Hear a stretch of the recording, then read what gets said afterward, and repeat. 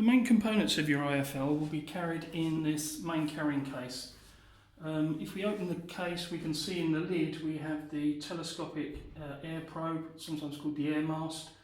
Then we have some chemical containers just for taking some spare chemicals to the field with us. In mine I've got two with the dryer, calcium sulfate, and then in the third one I've got some soda lime. Each one of these pots is enough to fill the absorber columns on the LCpro-SD or the iFL at least twice.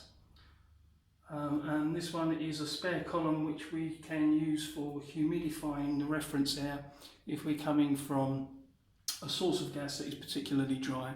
So something like a cylinder of gas, so we may be working in the laboratory with some dry gas, and we can use this column with some hydrated iron sulfate in to humidify our reference air. If we take off the next protective layer, and in yours there will probably be two manuals in here, a getting started guide and then the main manual. If I take that off, it will now expose the rest of the components that we have in the case. Now this is my demonstration unit, so not all of the components may be in here, but we have the main LCpro-SD console with the iFL fluorometer attached to it. Then in this section we have the leaf chamber. Then we have a small LED light unit. This is the light unit for operation with the LCpro-SD, so this is just for driving photosynthesis with a red-blue LED actinic light. Then we have a telescopic mast probe, so this screws into the base of the telescopic mast, and we'll have a look at that a little bit later, and this will enable us to place the probe into the ground and it will stand up when we're in the field. We then have the main fluorometer, so this is the iFL fluorometer with the various sources and detectors built in. Then there is some spare cables, so there will be a HDMI cable, so we can plug this into our iFL and then into a monitor or a TV to give us the display that is on the iFL displayed on an external monitor. Then we have some various power cables, and these are for use with the LCI, so supplying power to the LCI, and also giving the iFL the signals back from the LCI, so the sensors or the signals from the sensors going back into the fluorometer. We have this is a standard set of jaws that will be used for the LCpro or LCpro-SD. You can tell this is the standard jaws because it has this leaf, what we call the leaf thermistor. Sometimes it's called the spider in the leaf jaws, and this will make contact with the back of the leaf when we place a leaf in the cuvette. So this is our standard jaws for using with the LCpro-SD. I've then got a shoulder strap, and this is for attaching to the main console, and then we hang this around our neck and it will give it support while we're carrying it around the field. We have a couple of leads for charging the system. One of them will be for use in a car type cigarette lighter socket, so 12 volts on here, and then we have two 4mm banana sockets at the other end, a red and a black, into which we can plug in the second charger socket, or plug, sorry. So the red and the black plug into the 4mm bananas, and then this will then plug into the console, and we can recharge our battery in our LCpro-SD, or we can plug it into our iFL and power the two systems simultaneously. Also on here are two analog outputs. So if we want to take some signals from the iFL or from the LCpro-SD, we can use these, and these are as it says on here, 2 analog outputs, one on the yellow wire, one on the red wire, and then the screen, so the braided screen, is 0 volts. So we have 2 analog outputs that we can perhaps connect up to an external logging system. Then in here I have the main battery charger. Yours will come hopefully with a local plug supplied with it. And then at the other end, similar to the other cable, we have our 5-pin DIN socket which just plugs into the console, and again the 2 analog outputs as well on that plug.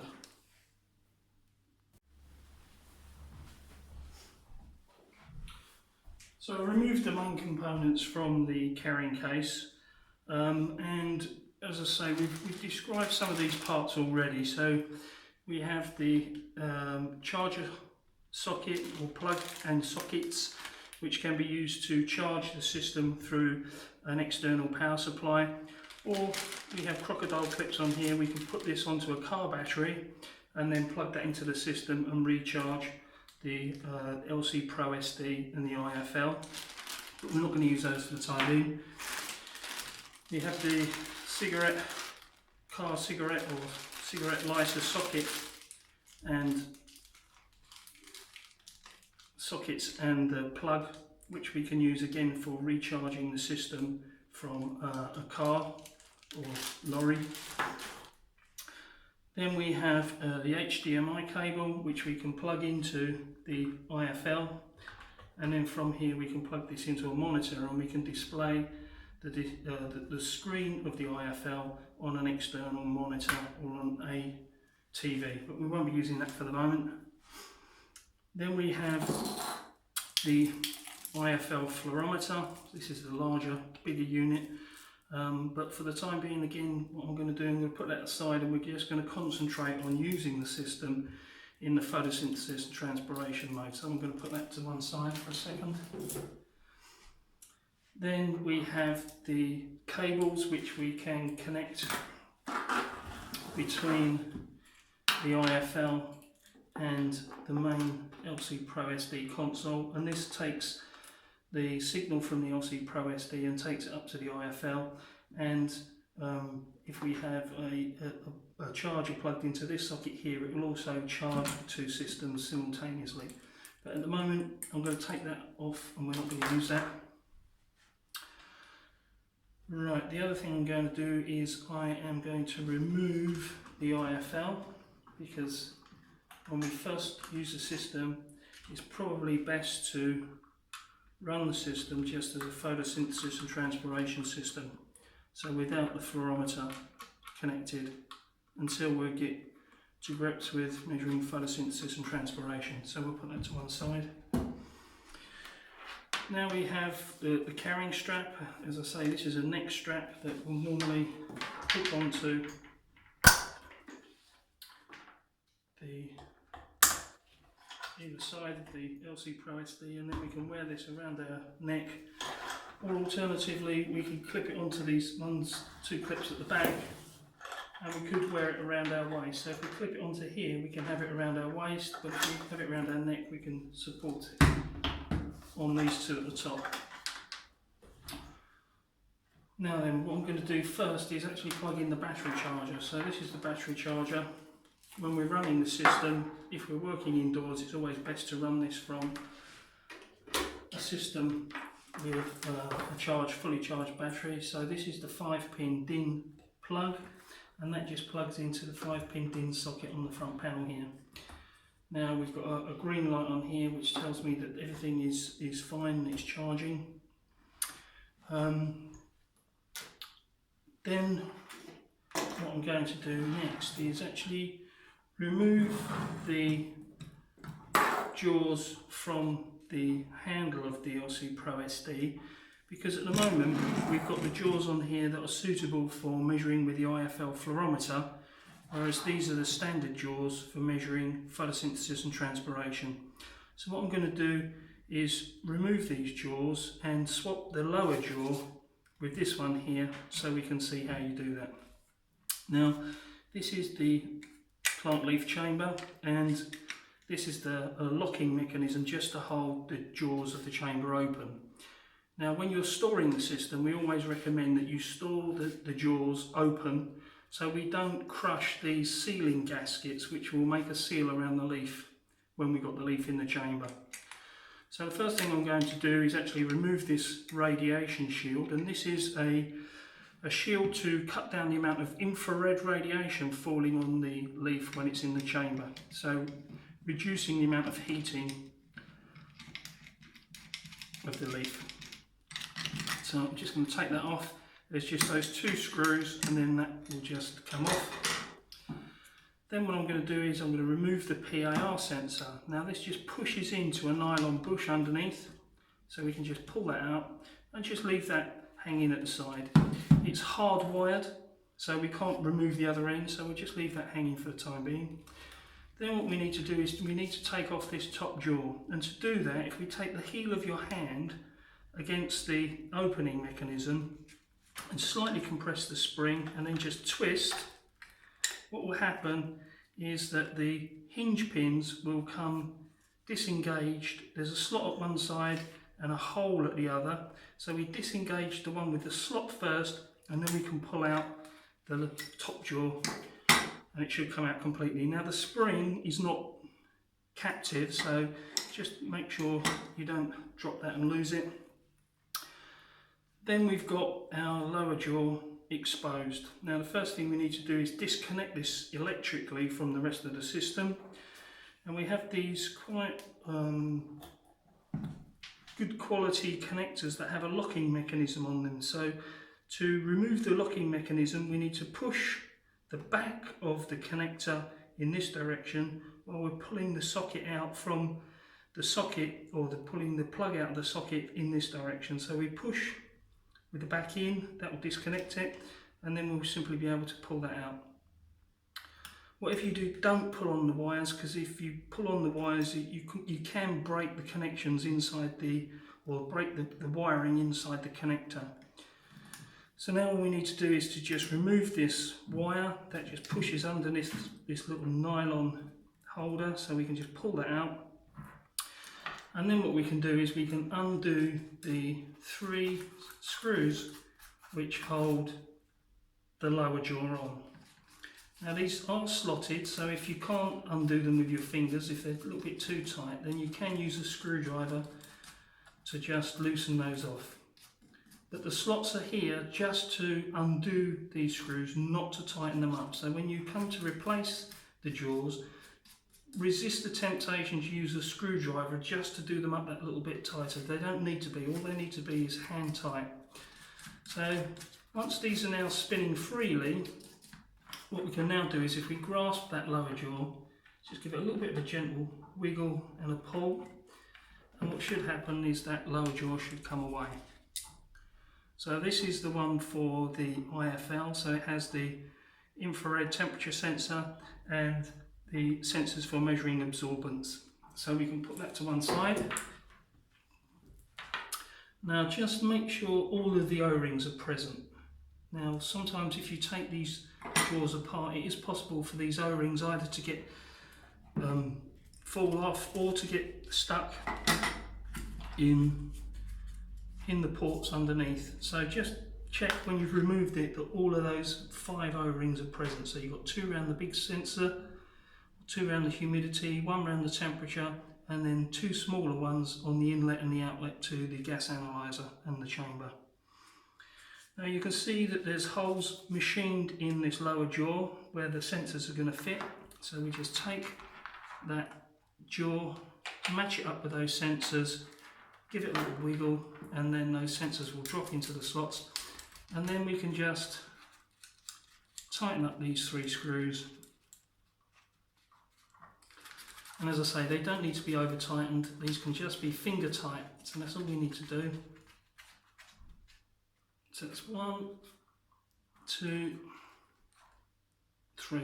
So they're now all engaged, and then we can take the electrical connection, place the red dot at the top to match up with the one on the socket, so the plug and the socket red dots are aligned, and just push that in. And then we can take this cable and just lay it quite neatly into this little trough and then clip it underneath the nylon clip. we can then take the upper jaw and we're going to put these hinge pins, we're going to put one into the hole and then we're going to rotate it so that the other one clips into the slot. We need to engage the spring, so we can either leave the spring on here or place it onto the handle, and then we place the spring into position, locate the first hinge pin into the hole, and then we engage the next one into the socket or into the slot. So there you go, it's fairly easy to do. And now we've set the chamber up to be used with the LCpro-SD. You can take the PAR sensor, push that into the nylon bush underneath just to hold it in position. And then what I suggest we do is we take the LED light unit, so this is going to drive photosynthesis for us, and then we can place that on the back of the light unit. There's a locking mechanism which is just held in place and released by lifting this little clip at the back of the light unit. So we can just place that on there, push down and then slide that into position. It should get to a position where the locking mechanism will lock into two small slots on the upper jaw. That's now locked into position, and we can take the power plug it into the socket again with the two red pips at the top, and then lay the cable into the slot in the handle. And there we go, and we're now ready to measure photosynthesis and transpiration. And if we're going to leave it for any space of time, just lock it in open position.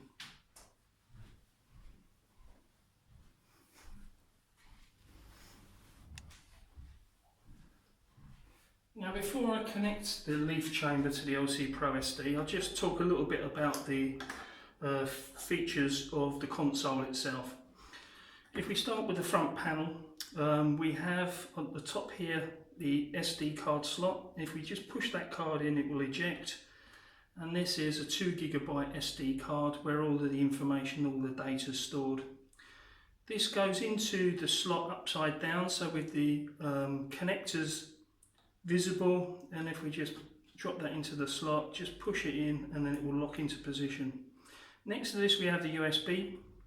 Now we can use this for downloading data to a computer. If we don't want to eject that card and plug that card into an SD slot, then we can just plug this in.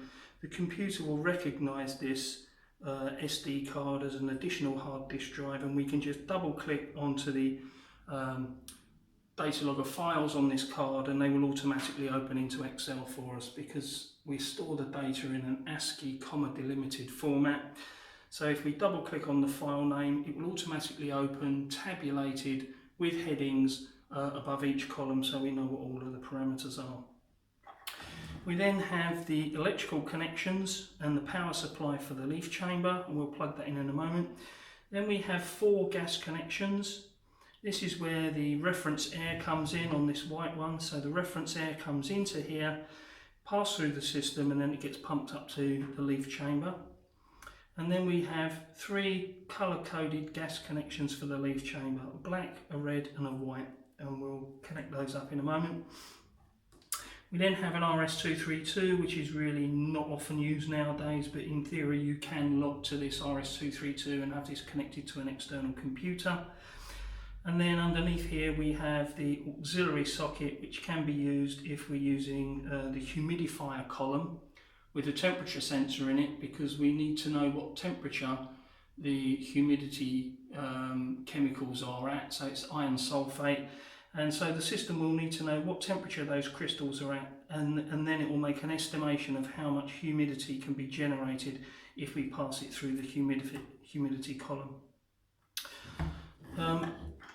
The only other thing on here on the front panel is this little Schrader valve, and this is like a car valve that you find on car tyres, and this is just here so that we can exhaust the CO2 cylinder. So if we install a CO2 cylinder inside the unit and perhaps we want to take it out before it's completely empty, then what we can do is if we press on the Schrader valve, it will release the pressure, a little bit like a car tyre, press that little bit in, and then it will vent the CO2 just out the front panel here.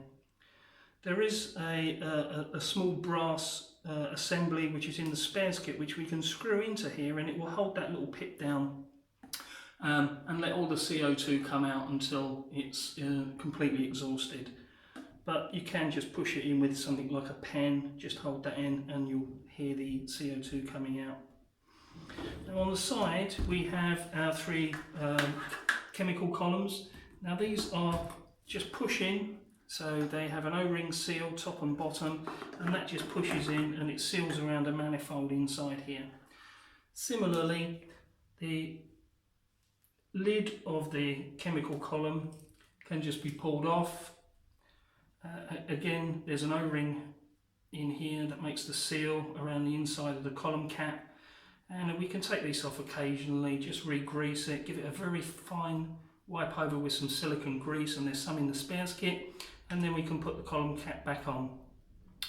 Inside the column caps there are some filters. These are sintered plastic, it's called Vion filters in here, and this stops the dust from in the chemicals getting inside the console. So they're at the top and the bottom of each one of these columns.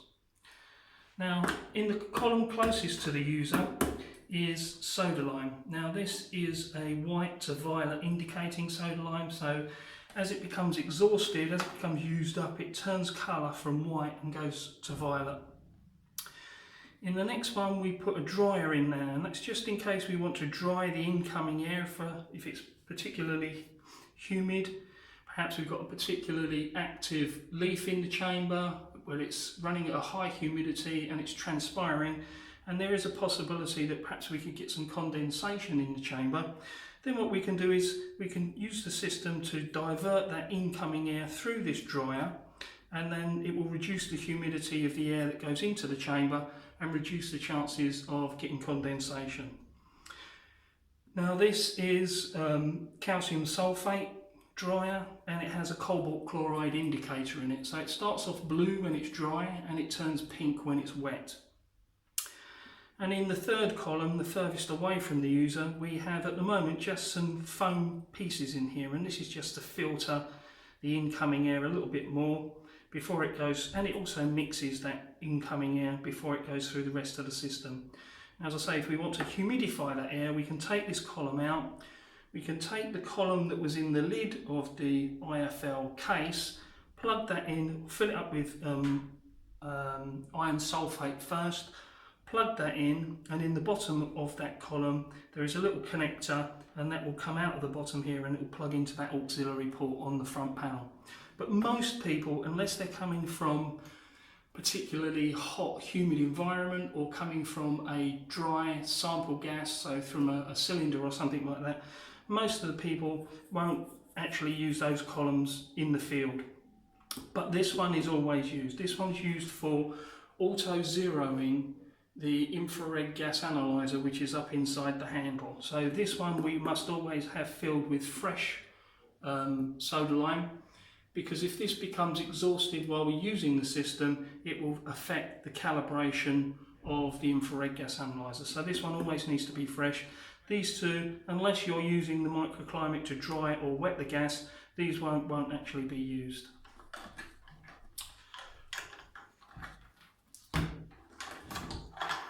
If we just unlock the base and I'll take off that cover, housed inside the bottom of the unit is the battery. So this is a sealed lead acid battery. You can buy these locally probably, and then underneath there's a fuse for protecting the circuitry in here if there was a problem with the charger.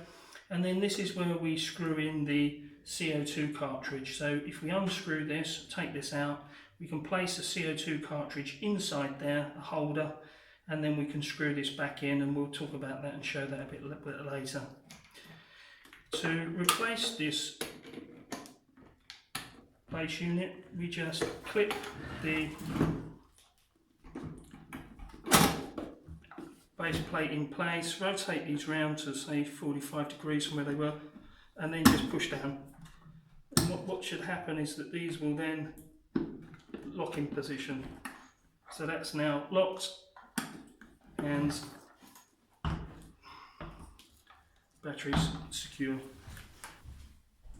Okay, before I connect the leaf chamber up to the main console, we talked a little bit about the leaf chamber, the jaws, but what we haven't mentioned are some of the other features. So on the back of the leaf chamber we have the Peltier heater and cooler, and this is what will be controlling the temperature inside the cuvette, and then we can control the leaf surface temperature as well with that. Then we have the light unit, the LED light unit. This is a mixed red-blue LED light unit which clips on, and we clipped that on earlier.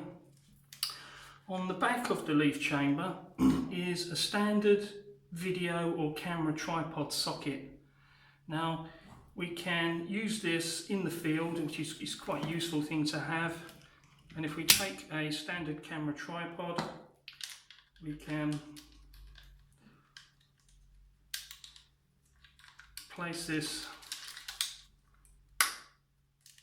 onto our leaf chamber.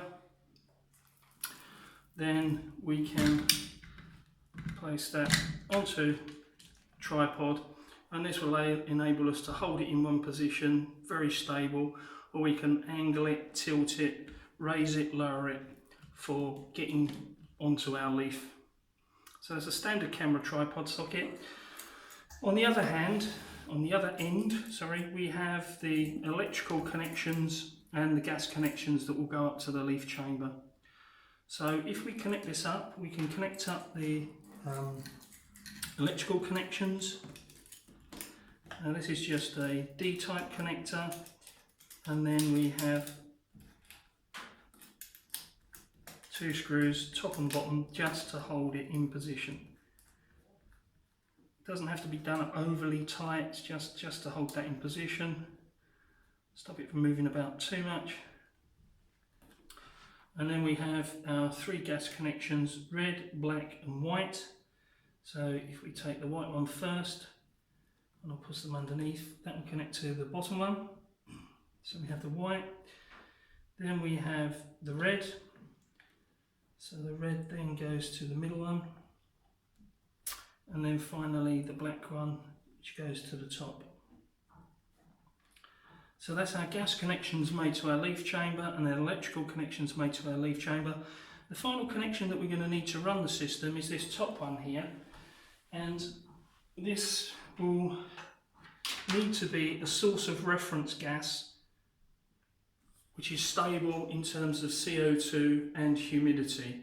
Now, because I'm working in one of our offices here, what I'm going to do is I'm going to plug in this 4mm internal bore tubing. I've actually put a little filter which is in the spares kit. I think there's a choice of two types of filter that you could use. Just put a filter in line to give it a little bit of protection before the unit. And then I'm just going to take the other end of this piping and just put it out of an open window. So I'm taking my reference gas, ambient air, which around here is about 400 ppm, so it should be around about 400 ppm and it should be stable. So take your source gas away from traffic or air conditioning outlets or heating outlets where you've got perhaps boiler gases being exhausted from the building. So try and take it from a source of gas which is fairly stable in terms of CO2 and water vapour concentration.